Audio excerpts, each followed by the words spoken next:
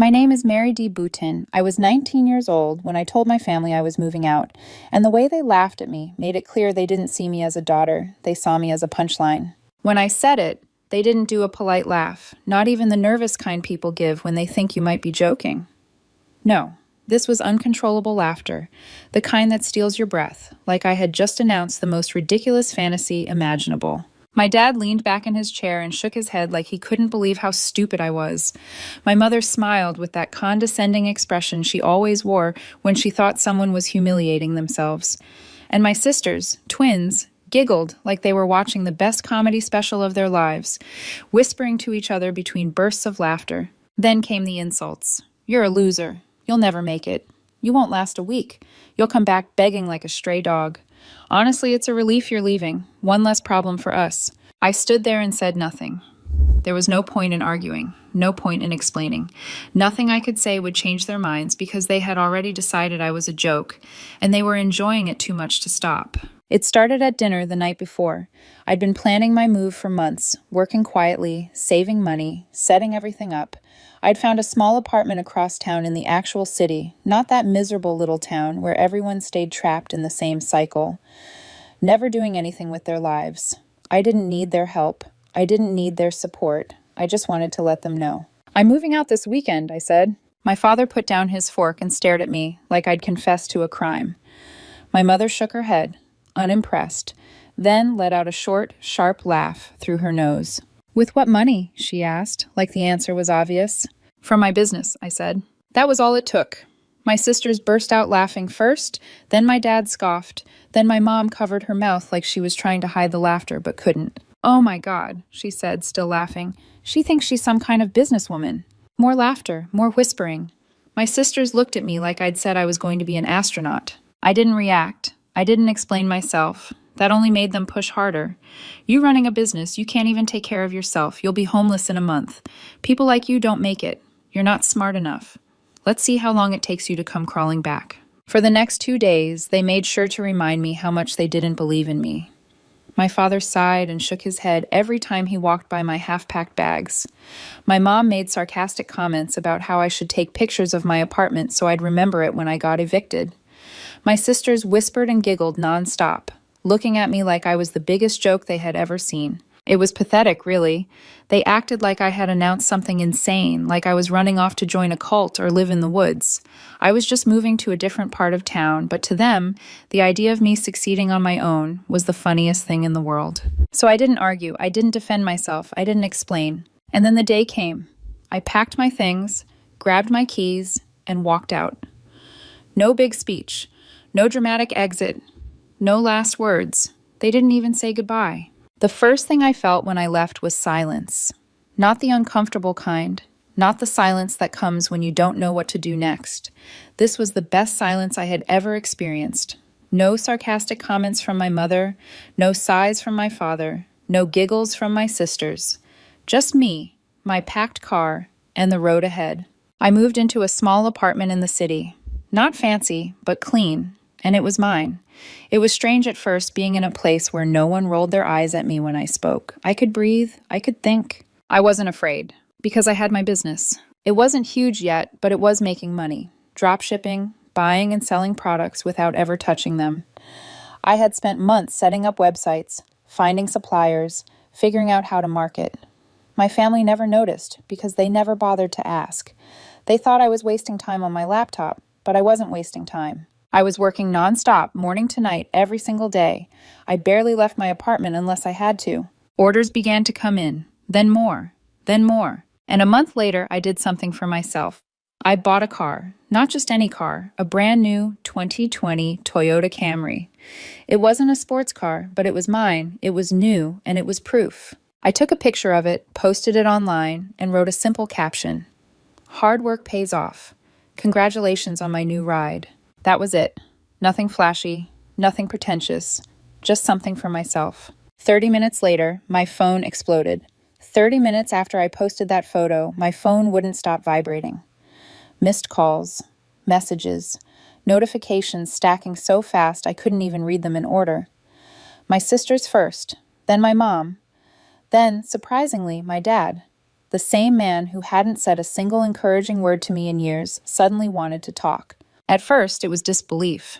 Is this a joke? Where did you get the money? You're lying. There's no way you bought that car. I smiled at my screen, not because I wanted revenge, but because I finally saw the truth laid out so clearly it almost felt generous of them. I answered a call from one of my sisters. It's real, I said calmly. I bought it myself. That was probably my mistake, because the second they realized I actually had money, they suddenly remembered I existed. My mom called right after. Her tone was different this time, softer, sweeter, almost warm, but in a way that felt rehearsed. We were just talking about you, she said.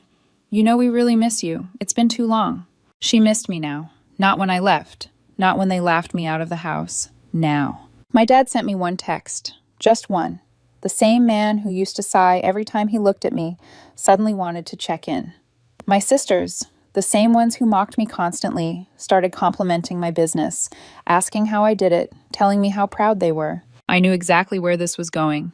2 days later, the money request started. It began gently, almost cautiously. My mom called first. Her voice was careful, like she was afraid I might hang up if she moved too fast. Not her usual sharp tone, not her sarcasm. It was obviously fake, and I knew it even before she got to the point. Mary, darling, she said, how have you been? I just wanted to check in and see how you're doing. She wanted to check in now. I've been good, I replied. Business is good. Oh, that's wonderful, honey, she said quickly. You've always been so smart. I always knew you had potential. That almost made me laugh. She sighed dramatically. Listen, I don't want to stress you out, but things have been a little tough around here. Your dad's hours have been cut and the bills are piling up. It's been so hard, Mary. We just need a little help. Nothing crazy, just a little. There it was. She kept going when I didn't respond. You're doing so well now, and $2,000 isn't much to you, is it? I mean, with your new car and everything. So now I had money. I didn't say yes. I didn't say no. I just said I'd think about it. That seemed to satisfy her for the moment. Then my dad called, which was rare. He didn't say hello. He didn't ask how I was. He went straight to the point. Listen, kid, your mom's been worried sick. We have to handle things as a family. If you have money, you should help us. That's what family does. Family, that word again. Then my sisters chimed in, not even pretending to be nice. You should be grateful we raised you, one of them texted. We put up with you for 19 years. The least you could do is help us out. Put up with me, like I was some burden they carried. The other one texted right after. Mom and Dad did everything for you. You're so selfish. You can't just disappear and leave us to struggle. I stared at my phone for a long time. Just a month ago, these same people were laughing at me, telling me I was nothing. Now, because I had a car, because they thought I had money, I was suddenly responsible for them. I finally replied with 4 words. I'll think about it. They seemed satisfied with that answer, but I had already made up my mind. I wasn't giving them a single cent. And when they realized that, things got ugly. At first, they were patient, or at least they pretended to be. My mom sent little reminder texts, carefully worded to sound casual. Hey, sweetheart, just checking in. Any update on what we talked about? Then another a few hours later. No pressure at all. I know you're busy. We're just trying to figure things out over here. Every message ended with some version of we're so proud of you, like flattery might soften me into opening my wallet. Then my dad followed up. You said you'd think about it. It's been a week. My sisters weren't as subtle. Wow, can't believe you're actually being this selfish. Guess money really did change you. I ignored most of it. I had nothing to say to people who only heard what they wanted to hear. Then, out of nowhere, my mom called, sounding frantic. I let it ring a few times before answering, just long enough for the panic to settle into her voice. Mary, I didn't want to tell you this, she said, already crying. But we're in serious trouble. I had to take out a loan a while back, and now they're demanding the money. If we don't pay it by next week, we could lose everything. Her voice shook just enough to sound believable. If I didn't know her better, I might have fallen for it. How much? I asked, already knowing I wasn't sending a dime. 5,000, she said immediately. No hesitation. Please, Mary. I wouldn't ask if it wasn't serious. 5,000. Just a week ago, it was 2. Now it had more than doubled. I told her I'd get back to her and hung up, but something about the whole story felt wrong. Too smooth. Too rehearsed. Like she'd practiced it. A couple of days later, I ran into my aunt. I was grabbing coffee in the city when I saw her walking toward me. My mom's older sister. We were never especially close, but she was always kind to me. She listened when I talked. That alone set her apart from the rest of my family. "Mary," she said, smiling, "it's been so long." We talked for a bit, catching up, and then I decided to ask. "My mom said she took out a loan," I said carefully. "She said she has to pay it back next week or they'll lose everything." The second I said it, her face changed. Her smile dropped, replaced by something between disbelief and frustration. "There's no loan," she said. I stared at her. "What?" "They're lying to you," she sighed. "I told your mother it was wrong, but she doesn't listen.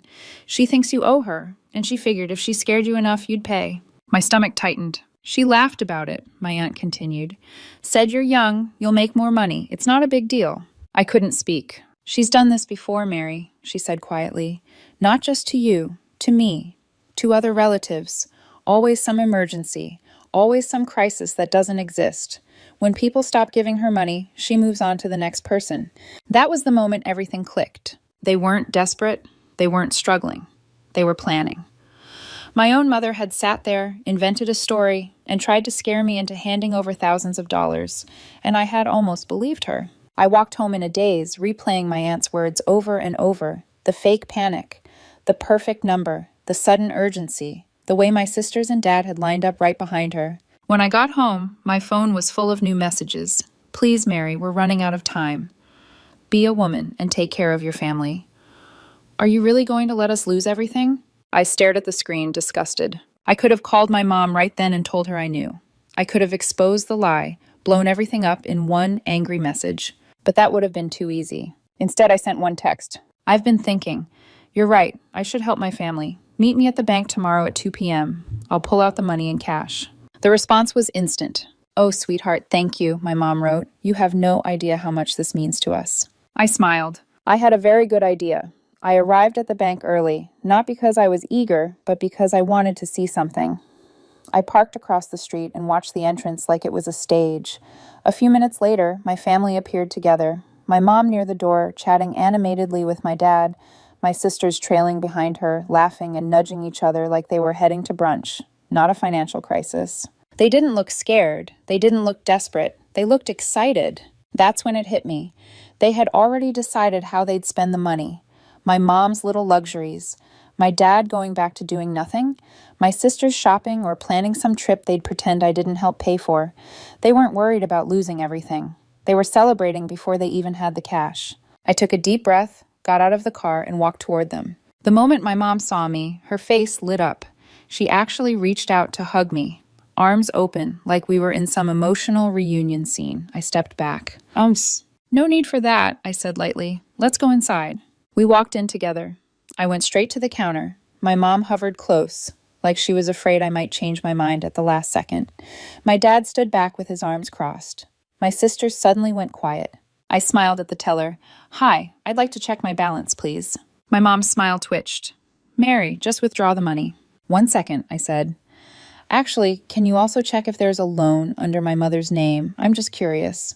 The air changed instantly. My mom froze. My dad cleared his throat. My sisters exchanged looks. The teller glanced at my mom, then back at me. "A loan, you said?" "Yes," I replied calmly. I turned toward my mom. "The one you told me about. The one you desperately need to pay back before next week." My mom looked like she'd been slapped. Her mouth opened, then closed. Nothing came out. My dad stepped in. "This isn't necessary." "Oh, it is," I said, keeping my eyes on the teller. "Go ahead and check." My mom grabbed my arm. "We're leaving." I pulled away. "No, we're not." The teller typed for a moment, then shook her head. "There's no loan under this name." Silence. I turned to my mother. "That's strange," I said, "because you told me there was." She tried to speak, words tumbling over each other. I was going to explain. I didn't mean... I laughed. A real laugh, the kind that surprised even me. "Explain what?" "How you planned to steal from me. How you laughed about it and thought I'd hand it over like an idiot." My dad wouldn't look at me. My sisters backed away, suddenly very interested in the floor. I pulled out my phone, opened my aunt's message, and held it up. "You lied to me," I said, my voice steady. "And you've done this before." My mom's face crumpled. "Mary, please." "We're done," I said. I turned around and walked out. I didn't wait for excuses. I didn't need them. That night, my phone exploded. Calls, voicemails, texts layered on top of each other. We were scared. It was a misunderstanding. "Don't turn your back on your family. Do you think you're better than us now? I blocked every single one of them. For the first time in my life, I felt free. But I wasn't finished. Blocking them felt good, but I knew it wouldn't be enough. People like my family don't stop just because you close one door. They find windows. They invent new emergencies. They rewrite history until they sound like the victims and you sound like the monster.